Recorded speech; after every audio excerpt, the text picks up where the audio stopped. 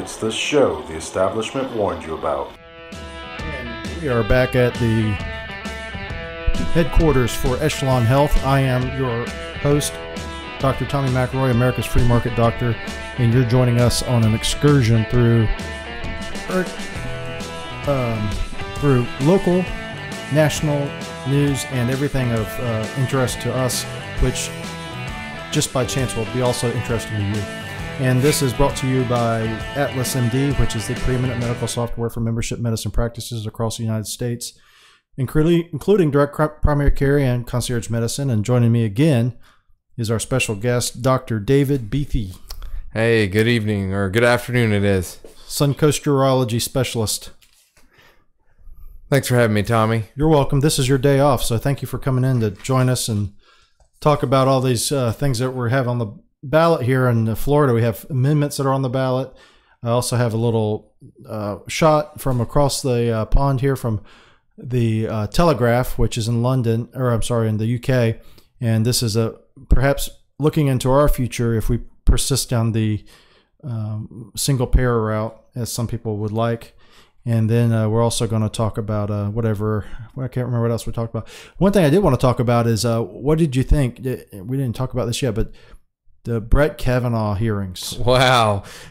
Let's just start real controversial, should we? Yeah. Yeah, I got into this with a friend of mine was over at the house last night or yesterday. And we haven't talked about it yet, so I don't know. No, but I was I was talking about it with friends at my home over the weekend, and it's a pretty heated topic. About what? Okay, so Brett Kavanaugh, Supreme Court Justice, what was the heat about? Well, effectively, you have one faction of people that say if she said it, he did it. Okay. Okay. Did what? Well, I've seen everything from rape, molest, intimidate, cause her a lifelong time of dealing with PTSD, maybe even thwarted her career path. I mean, there's a lot of accusations out there that, unfortunately, I don't know that we can substantiate. It may have happened. I don't know. But there's a good group of people out there that say, she said it, it happened. Oh, yeah? Because? Well, we're just taking one person's word for it. So Brett Kavanaugh is appointed by Donald Trump. Okay. Okay. Yes. Who is for our purposes, at least for my purposes, essentially a third party president. He's a Republican. He basically ran against both Republicans and Democrats equally, and even until now in D.C., he's probably equally hated amongst the rank and file establishment Republicans. Except now that they're starting to win, they're getting more and more toward his favor. So Brett Kavanaugh, until a few months ago, was unknown on the national scene, but he was not unknown to the judiciary. He was a judge. He was not unknown to the American Bar Association, and they gave him a full recommendation. No, I agree with that. I also saw that he was number one in his high school class, number one in his college class, number one in his law school class. So he's well respected. So until a few months ago, there was no, as far as we know, nothing wrong with his personal life. Okay, he gets nominated to the Supreme Court and goes through all the hearings, and then just before the vote is about to happen, we get this letter from Dianne Feinstein that says that someone wrote her saying that Brett Kavanaugh did this horrible thing. Okay, it's not really true. The letter came months before the vote. Okay, yeah, that's right. So she had it in her possession and then later presented it and said, look, I have this letter. What about this? Yes. All right, let's stop there. All right, now let's go in a different direction. Let's rewind to 2016. And it is Hillary Clinton won. Florida flipped to Hillary Clinton. Pennsylvania's flipped to Hillary Clinton. A lot of these states that went to Donald Trump, who were suspected of going or anticipated, according to the experts like Nate Silver and everybody in the media, was going to flip the election to Hillary Clinton. So Hillary Clinton wins. Let's see, we're in year 2 of Hillary Clinton's presidency. She nominates Merrick Garland, who is the guy that was going to be nominated by Barack Obama, but the Senate refused to hear him, confirmation hearings for him, because it was the last year of Obama's presidency and he was a lame duck. And they said that this Supreme Court pick is too important. It belongs to the next president. You're not going to get your Supreme Court pick. So Hillary Clinton wins. She goes, I'm going to right this wrong. I'm going to nominate Merrick Garland. Okay, Merrick Garland, I don't know who he is or anything, but let's assume that he has an unblemished past, like Kavanaugh did up until these hearings. He proceeds all the way up to the hearings. They are about to vote on him, and then Senator Grassley pulls from his possession a letter that he says he got 2 months ago that says this lady claims that Senator Grassley assaulted her sexually in high school. Not Senator Grassley. I mean, not Senator Grassley. Merrick Garland. Mm-hmm. Sexually assaulted her in high school. Now, does that get the same play in the media that it got with Kavanaugh? That's tough. This is all speculation. What's your gut say? Historically, Democrats have not fought as hard when these allegations come toward their own. In fact, Hillary Clinton suppressed 3 women's claims towards her husband, as memory serves me correct. So would it get any play? Let's say that Grassley would do this. I'm not going to say that he would, but if he did it, let's assign him the same motivations as Dianne Feinstein had, and he just goes ahead and does that. Do you think the New York Times would give one headline to this? Not the New York Times, no. Do you think the Washington Post would give one headline to this? No. Do you think CNN would give one headline to this? No. Do you think MSNBC would give one headline to this? They might give one. Okay. Do you think the Huffington Post would carry one article about this? No. Do you think that Chris Matthews would say anything about this? No. Do you think women would march on Washington about this? I'd hope that they would. Okay.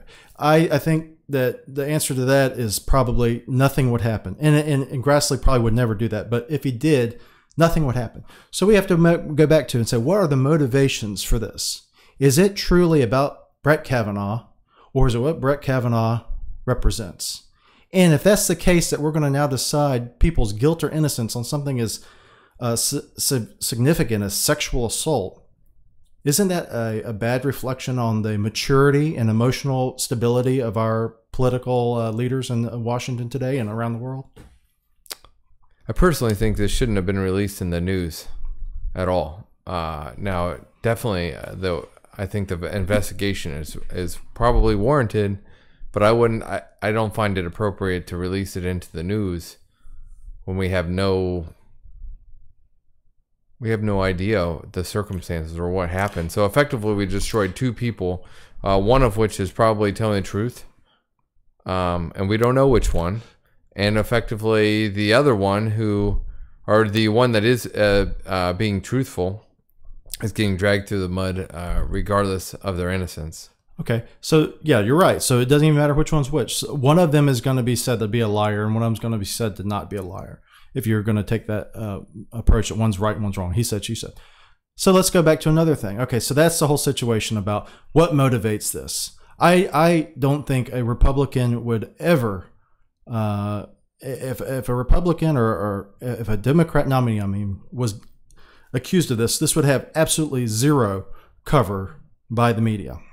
Well, you could just take current instances. I believe, what is it? Mr. Ellison. Yeah, Mr. Ellison. From Minnesota. So what's happening to Mr. Ellison? Maybe one of the prime candidates to run for president on the Democratic ticket. Number 2 in the DNC. 2020. Yes. And he is apparently, he's accused of beating his ex-girlfriend. Now, if you go onto MSNBC or CNN or Fox News or Vox, and you hit Control F on your internet browser, it's going to bring up a search button. It's going to say find, and you type in there Ellison abuse, and hit go, and see how many things turn up. And so, what's all that to say is, who people out there believe one way or the other very vehemently, but why do they believe that? Is it for anything having to do with the actual merits of it, or is it more to do with what the media has manipulated them into believing? I believe it's the latter. Well, I think it's very possible. I don't think we can diminish the fact that there are victims out there that haven't come forward, and definitely this is an issue, and I side with these women and feel bad towards them. But the fact is, of this particular case with Kavanaugh, is that here we are. We've convicted a man without due process, and we've done it in the public eye. And so I just don't find that appropriate. I mean, I think we could apply that to any case going forward. That doing it in the public eye without knowing all the details, it's not appropriate. There is such a thing as mob rule, and if you were to look at what's gone on in the Capitol recently with the people going into the Capitol and marching and protesting and all that, and banging on the doors of the Supreme Court, that's essentially mob rule. And it's fine to be mob rule if you're going to be in the majority, because that means that you're always going to be protected. But there's absolutely very little chance that you're always going to be in the majority. So if you subject yourself to the mob rule way of thinking and think that it's always going to turn out in your favor, I can tell you throughout history there have been a lot of tyrannical administrations which have turned over by the same sword that they took to power. So very, very often a dictator gets taken out just the same way that they were taken out. They took the person out prior to them. If you look at something like Joseph Stalin, how many different purges did he have? And all that's to say is, if you accept mob rule now, which is basically the majority rules, or not even the majority, the loudest people rule. And if you're going to accept that, it may be okay for you for this time, but next time it may not be okay. So you may not always come down on the side of what is in favor of the mob. Well, I think you're right. I mean, so your question, the basis of your real question is this all politics? This particular case, taking all the facts out of the case and who's wrong or who right, taking it out and throwing it out the window, with this all political ploy? Yeah, probably so. In which that is a terrible indictment of our political leaders. And here's the other thing about that before we move on, is our political leaders today are in Washington, D.C., okay? And we look to them to be our leaders, so to speak, in our daily lives. If we were to look back historically at the role of the government, the federal government was meant to be largely dealing with external affairs. We have morphed into, and I say devolved into, the area now where the federal government is not involved in external affairs only, which it was historically in the Constitution was supposed to be about, but is now involved in every little nuance of your life. So much so now that we are subjecting Supreme Court nominees to mob rule to determine whether they are fit to sit on the Supreme Court. Anyway, we didn't even talk about that. Yeah. Talking about that. Other thing I wanted to cover was, this is in the NHS. This is from today, October 5th. No, this is from 3 days ago, October 5th, 2018. GPs, which in the United Kingdom is like family doctors, general practitioners, to see patients in groups of 15. This is from Lord Donnelly, Telegraph. Patients will be expected to see their GPs in groups up to 15 under plans being considered by the NHS. Doctors said group consultations should become the, quote, default option offered by surgeries for many conditions in an attempt to cope with the growing shortages of GPs offered by surgeries. The scheme is expected to be included in the NHS 10-year plan. It says here, Dr. Fraser Burrell, a rheumatology consultant, said that the schemes will allow initial consultations and in pharmacies. Will allow for initial consultations in pharmacies, with one scheme for osteoporosis proving 300% more efficient. So he was able to see 300% more patients by doing this. Patients with seems like it'd be a lot more patients than that if you're taking one patient, going from a traditional one-on-one visit to 1 to 15. I guess you still have to generate charts for them all. It could be. That would be the hardest part of this, I think. Patients with erectile dysfunction have even signed up for group sessions. Rachel Power, chief executive of Patients Association, said shared sessions might benefit some patients, but that people must not be denied the right to individual appointments. And this is all being done because of essentially lack of doctors in the NHS system being able to see patients. It is built as an attempt to alleviate strain on family doctors, many of whom complain of being overworked. Yeah. There's some merit, I guess. I mean, how many times do you have the same conversation all day? I have the same conversations all day. You talk about it, you mentioned erectile dysfunction. Sure. There's very few ways to get it. You either have arterial insufficiency, venous valvular insufficiency. You have nerves that don't fire to trigger erections, or psychological problems or other medical problems leading to the failure of erections. And so with that brief spiel, I've just educated 15 people. Now, do we examine 15 people? No, but it saved me having 15 conversations. The treatment algorithm's fairly simple, whether you're going to do ultrasonography after injecting a pharmacological agent to trigger an erection, or you're just going to do a little bit of trial and error, which is generally, I think, what happens, where you start with your PDE5 inhibitors, maybe try intracavernous injection without prostadil or trimix before moving on to penile pumps or IPPs. So yeah, could you go a little bit quicker? Yeah. It's going to come down to a problem of reimbursement. Right now, we're a fee for service, and each person needs to have a documented chart with exam and conversation, and everything has to be documented that way. And if you were doing a 15-to-1 ratio, I'm sure the reimbursement would go down. Further, I think this is probably not HIPAA compliant. So you'd have to just add another layer of paperwork to. Well, it says here, GPs said patients were given forms telling them to respect confidentiality and told, quote, "What's said in the room stays in the room. Don't just go discussing it with the postman and his dog." So the first time someone says something demeaning about someone in their group and it causes that person to have significant social or career consequences, what's going to happen? Yeah. Some patients reacted with horror. Joyce Robbins from Patient Concern said, "This is a ghastly idea. GP appointments are supposed to be a private matter. We can openly talk about your most personal health issues. If you're discussing things in front of a group of strangers, you might as well tell the local town crier so they can shout it from the rooftops."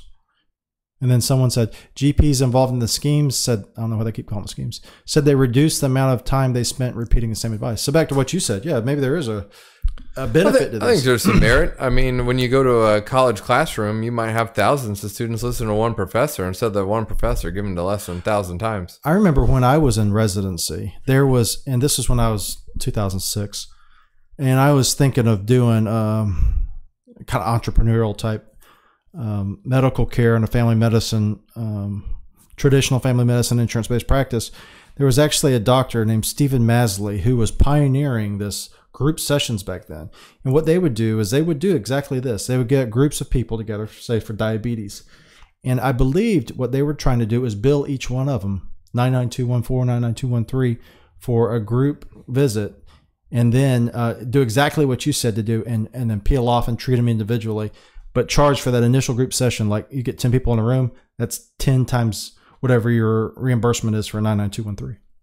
This was back in 2006. I don't even know if that's even allowed.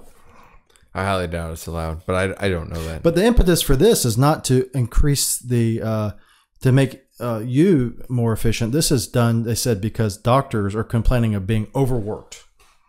Well, you could see 30 patients in 2 visit settings as opposed to 30 individual settings, right? If you have 15 a group. So yeah, there is some merit. I guess what you do is you bring 15 people in, you get your nurse in that room with you, and she goes around with the blood pressure cuff and takes everyone's blood pressure and takes everyone's pulse.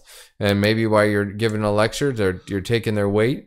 And now you're counseling these people on the risks and benefits of taking medicine for hypertension. I think the key thing is who is in charge. So if the patients choose to do this and the doctors choose to do this, and they meet and they say this is an effective way to do things, then I think that's A-okay. We're not in charge because we don't set the reimbursement scale. Once the patient is paying out of pocket and the reimburser is not a third party, well then sure, we're in charge, but we're not in charge. But you're not in charge here, and they're not in charge in the HS either. So they're doing it not because of it's a good idea. So whether or not it's actually something that would work is not being done because the patients or the doctors are choosing to do it. It's being done because the NHS is squeezed for resources. And in this case, they're squeezed for either money and or doctors. Sure. Anyway, it's just something. Well, that's a national. I think that's pretty common in America too. I'm pretty sure we're short of family practice doctors, and I know we're short of urologists. You know, one thing that they say that direct primary care and concierge medicine is bad for is because it reduces the available doctors. And Dr. Josh Umber has a great statistic, and he takes a number of doctors that are practicing primary care in the United States and divides it by the number of patients, and it comes out to about an average DPC panel. It's just that we do things so inefficiently that, you know, there's like, for instance, yesterday, 2 days ago, I handled two things that would normally take an office visit plus the patient taking their time out of their life to come in here and be seen. I took care of it over the phone. Actually took care of it by text message. And that's something that I'm allowed to do now because they're paying me directly without insurance, and I don't have to bill anything, and I don't have to justify to anybody anything. And all I have to do is, you know, maintain a record like I should, even if no one was requesting reimbursement. If I'm just going to maintain a record that's helpful for me and the patient. Now, that's the kind of thing that you can do when you have a more free approach to doing primary care, for instance. I mean, there's some things that you'd never want to do by telemedicine, but there's some things, a lot of things in primary care that are easily handled by a physician who knows the patient. Oh, well. But back to that. I handle things like that all the time. I just don't bill for them because there's no way to do it. Yeah, that's right. Interesting.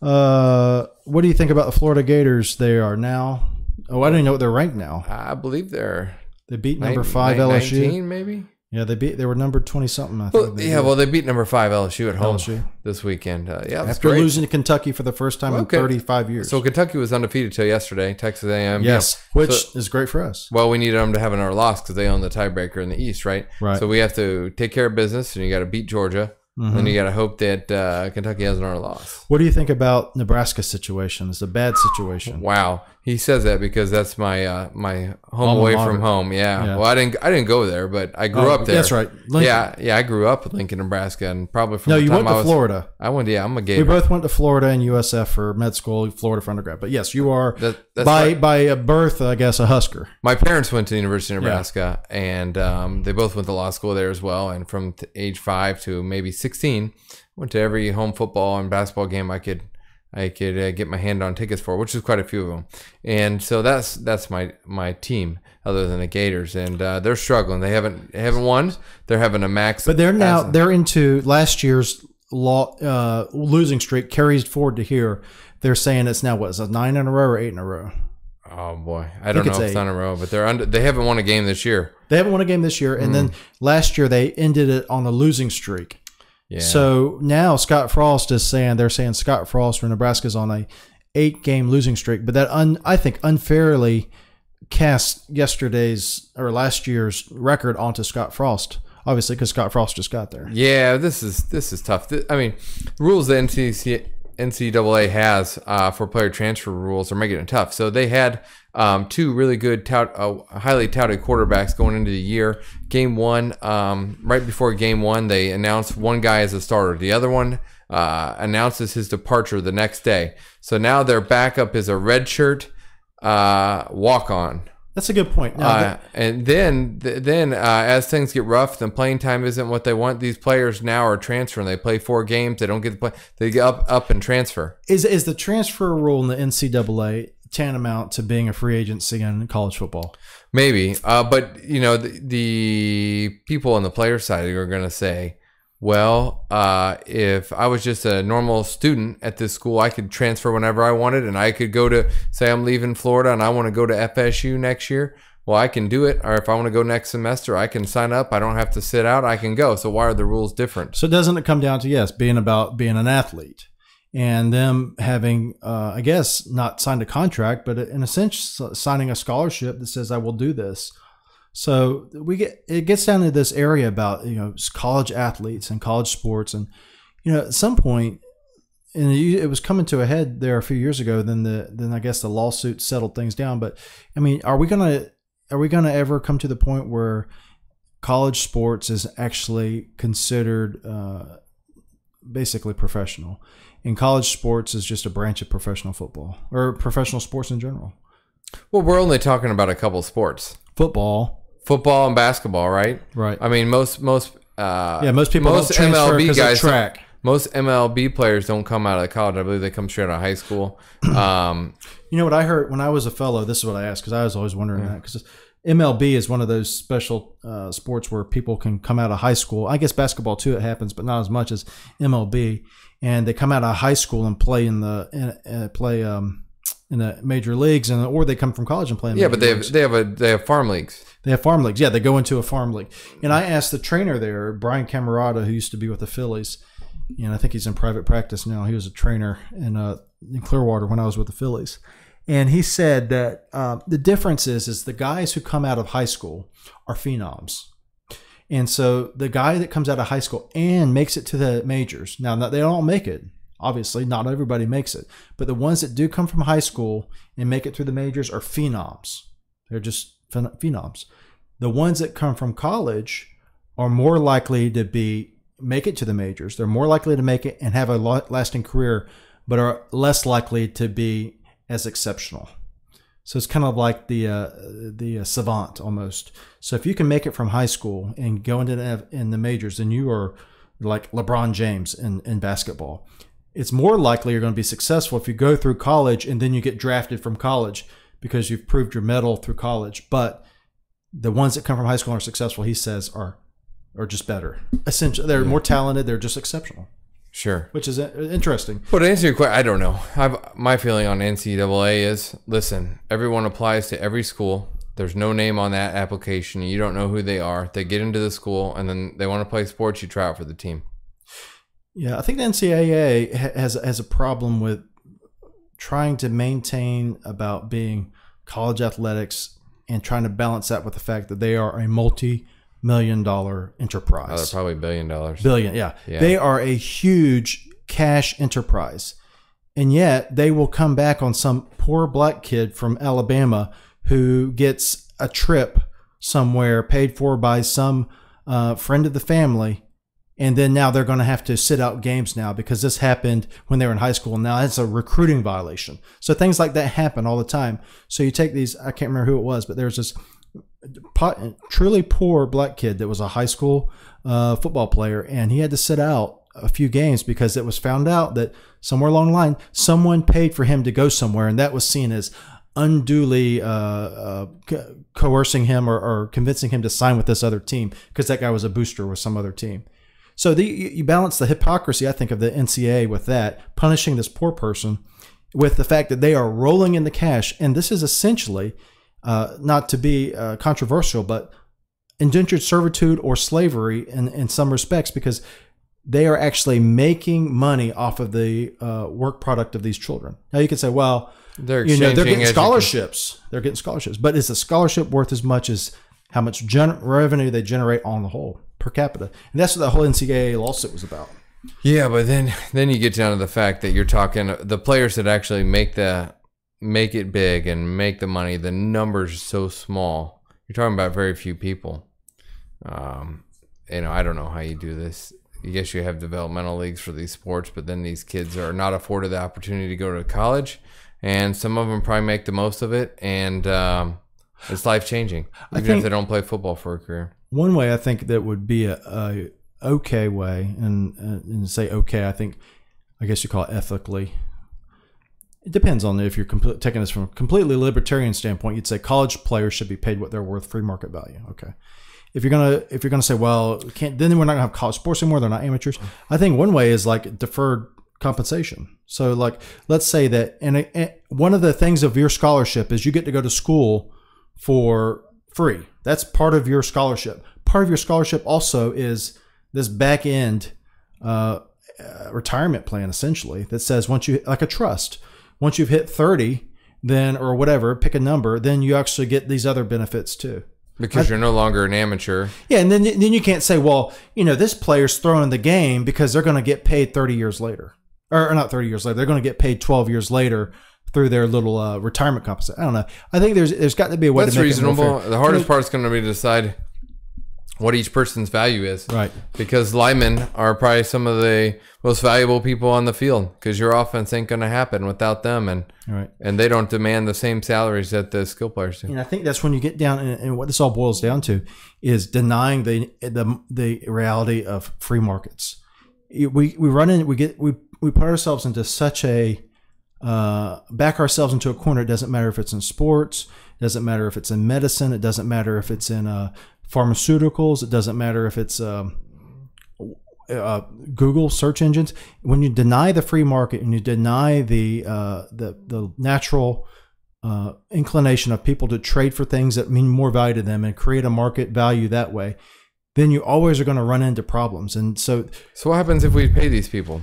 What if we pay these athletes? I think what's going to happen? If you said that, then you say, look, there's basically no more college sports. These are not amateurs anymore. It's going to be like the NFL. And I don't watch the NFL. And I haven't watched the NFL in decades. Technically, what's going to be different, whether you pay them or not? I think they would care less, potentially. I think it would take a little bit, and this is not a ethical, I'm just saying this as a sports fan. I think if players were paid, let's say Florida paid their players $20,000 a year, or whatever they pay them. What if it's negotiable depending on who you are? Yeah. Let's say that. I think there's more likely than the college players will play the same way the professional players do, which is, if we lose this game, who cares? I'm paid already. I'm a millionaire. And they're not going to have as much money, obviously. But I think the reason that I think college sports, or college football in particular, is head and shoulders above NFL is because of the pageantry, the spirit, the feeling of the college player as opposed to the NFL player. Now, there's people out there that love the NFL, but from my standpoint, to me, college atmosphere is a different level of, I call it spirit, pageantry, everything.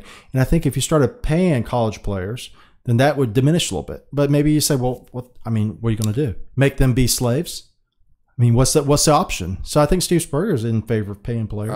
I'm not against paying them. It's hard to call them slaves. No, student athletes. I still think if you don't get into the school under the school's standards, your athletes would be fine. I don't have a good answer. Well, so then you get to the point of maybe it's like a Tim Tebow situation when he was in high school. Tim Tebow played with the local high school, did not attend school there. Right.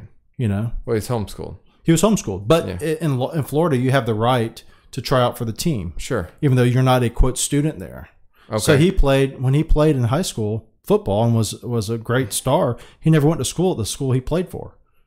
That's, back to your point about the student athlete. Because you're right. You'll get students that can graduate from a university who are no smarter when they went in than when they came out, and who, if they graduated with a fraudulent public education degree, which is often the case, they can barely put together a sentence. And so, is it morally ethical? Is it ethical to let a student graduate from a four-year university still being functionally illiterate? Is that okay? Just so long as we can make a few million of them on the way? Or you can take that right down the line. How how many kids get socially graduated in grade school? Yeah. And for whose benefit? So who benefits from that? Does the student benefit from that? Sure, I guess because you didn't make them study and whatever. But in the end, they pay for it. They pay for it with their life. Pay for it with a terrible life, unless they are one of the lucky ones that make $1 million, multi-million dollars. But even them, they'll end up a lot of times back in the same poor neighborhoods they came from. But guess who got rich along the way? ESPN, CBS, people in NCAA. So back to the point of those who say it's slavery. I'm going to fall short of using that term. But the university, the academic budget does include a lot of football, basketball dollars at some schools. So there is some benefit to the students that attend that university, because I'm pretty sure a lot of the budget comes from dollars generated by those two teams. Oh, absolutely. When I was at UF, there was a course that actually Dr. What was his name? John Lombardo? Was that his name? The president? President. Yeah. Lombardi. And it was actually after he was infamously asked to leave after his Oreo comment about one of the Board of Regents personnel. He probably doesn't even appreciate me bringing that back up. But anyway, after he was left the presidency, but he was still on staff as a faculty, he taught a college course. And that college course was about collegiate sports.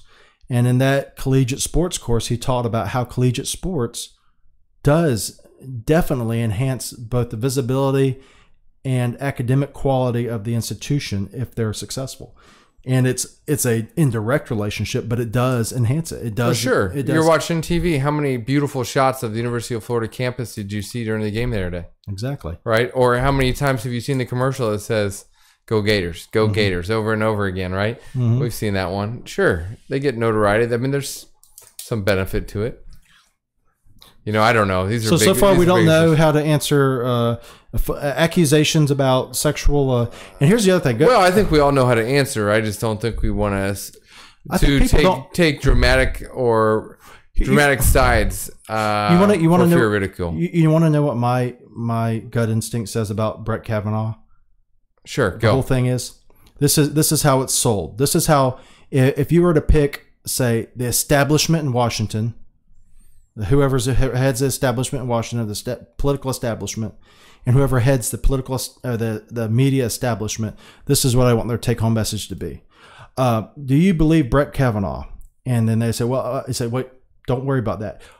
Are you pro-abortion or against abortion? Are you pro-gun control or are you against gun control? Are you pro whatever, pick left or right law? And then based on that, that's how you decide if this guy is truly innocent or truly guilty. That is, I think, what they're. I've seen things like this with the late night host going on the street and saying that maybe a Democrat's policy said this, and this. And do you agree? And they'd be like, "Yeah, it's great, it's great." And then they'd reveal that really this is the opposite party's mantra. Can you believe what Donald Trump did? He did this, this, and this, and this. Oh, what a piece of crap! That was actually Barack Obama's policy. Yeah, you got it. That kind of thing. And I think that's what it is. And I think that's very dangerous and seditious. And I think that is going to lead to the ultimate continued moral decline. But the good thing is all those things that you'll see on TV, and especially about race. Race is a big thing with the media. They love talking about race. We haven't heard from racist statues in a long time. I'm waiting for that to come back up. But racist statues, racist people, blah, blah. You know, very few. There's pockets of racism in the United States. There's pockets of it. But the degree to what racism exists in the world, in the United States at least, you will be glad to know is very little compared to what is promoted on TV. The media would have you believe that you cannot walk down the street and not be either a victim or a purveyor of racism. And that, I'm glad to tell you, is not the case. And if you don't believe it, go out into your neighborhood right now. I do have some friends that do tell me, though, if you are of African-American heritage and you have a son, you do have a talk with them about how to talk to police officers, and that you will be pulled over and I'm sure it happens. Oh, it's just I just don't think it's everybody. Well, you know, it's back to what Walter Williams says.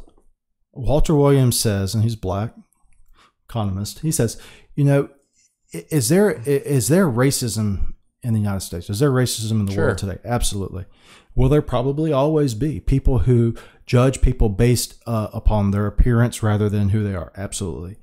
And the question is that how much of that are you going to allow you to hold you back, and B, how much of your own productivity or lack thereof are you there going to be able to blame on that? Okay, so here I am. I'm half white, so to speak, and half Filipino. I remember you had a show a few weeks ago where you couldn't figure out whether you were Asian or not. Yeah. So what am I now? If I was so inclined, I could be an aggrieved party because I am not completely white. Yeah, but you're not really considered an underrepresented minority, though, right? I don't know. I never even looked into it. I don't think so. No, that's only special classes. But back to the point is, what Walter Williams says is, you have to say how much of it, therefore, can be based on that, and then, therefore, is that going to be your rallying cry? So if you go talk to Al Sharpton and say, how much of a failure of a specific person could be blamed on racism, he's going to say 100%. Now, if you go ask somebody who maybe grew up through actual racism, like Walter Williams, who was actually treated in an inferior way, unlike today, through law. By law, he was given inferior. He was given inferior assignments, given inferior in the military and everything else. He actually suffered through racism and was still able to persevere and then become excellent. So if you were to ask him, you know, did racism get the better of you? He'd say no. and you say, well, did racism then not exist when you were alive? He'd say, no, it existed, actually existed in greater measure than it does today. Well, maybe we should look at sports. It seems to me when you watch sports, there's people of all colors on sports teams, and that's what used to be. Doesn't seem to bother anybody, right? And that's what back to my point is, if you go into your neighborhoods, it is not like the way the media says it. And I guess the take-home from message from this is that the media is a rapist. The media is evil. The media is all these things that you want them to believe that other people are. The media are the ones that come up with this. They are the narrative makers. They are the ones that want to divide. Not everybody, not like the local media reporter. I'm talking about the media establishment. The way that people are treated as basically pawns, political pawns by media and powerful people in political power, whatever. They are the ones who are the ones who are seeking to divide, and then they are the ones that are emotionally the ones that are causing, I think, a great deal of disservice. Well, I'll agree there. I do think that the media is going to trying to divide people. It's kind of like a divide and conquer, and to fractionate people and then draw them to your cause. But I do think probably racism is still present and felt by many individuals. I just don't think it's everybody.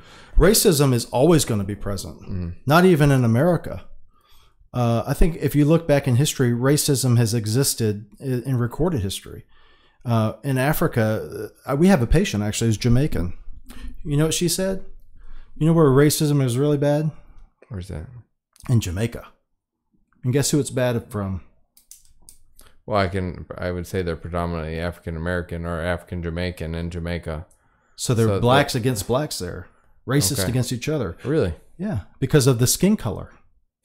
So some of those Jamaican people are now, some of the Jamaican people who are now in power there, rich and whatever, have some white blood in them. And you can tell because they're a little bit lighter. And they are actually the ones who are racist against other blacks. I mean, this is not all Jamaicans. I'm not trying to make it a indictment. I'm just saying this is the reality of life. And the question is now are Jamaicans going to now just give up and just vote party line for one party who claims that they're going to be the hero of race? You know who's going to be the hero of racism, overcoming racism? You know which party is? Neither party. Individuals will. Individuals who find it morally repugnant, they will.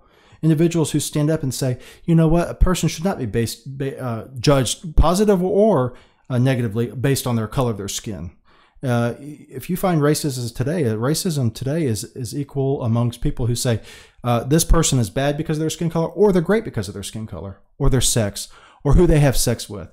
This way that we ascribe virtue based upon superficialities is the real poverty of intellectualism in today's, I would call it, political environment. You know, so if I come out and I say, look, guess what I am? Okay, I am, and then this is the media, I am pro-abortion, I'm gay, I am of color, and I have something else. I am ascribed virtue automatically. Now, I could be a complete piece of crap in my life. I could be a wife beater. I could be a philanderer. I could be any number of things, a rapist. But if I identify as those things, as vegan, through vegan in there, I'm a vegan, vegan, pro-abortion, gay, person of color. You will be ascribed virtue based upon those things alone. So that's the thing is, that's the true moral dilemma we have, is allowing our children, allowing people that we love to be sucked into this kind of, I call it a paranoia almost. Well, we're always scared of the unknown. I don't know. I don't think you and I will fix it today. And we didn't fix anything, but we did inform you. And if we are glad you joined us, if you want to learn more about the Dr. Tommy Show, go to drtommyshow.com. And if you want to meet Mr. or Dr. Buethe, suncoasturology.com. You got it. And he is operating and seeing patients in Brooksville and Hudson, and which is a very short distance from Tampa. And I'm here in Tampa, Florida at Echelon-Health, and you're welcome to come see us and go to doctor.tommy.com if you want to hear about our or see our clinic. And today's song of the week is Fade to Black from Metallica. And until next time, bye-bye.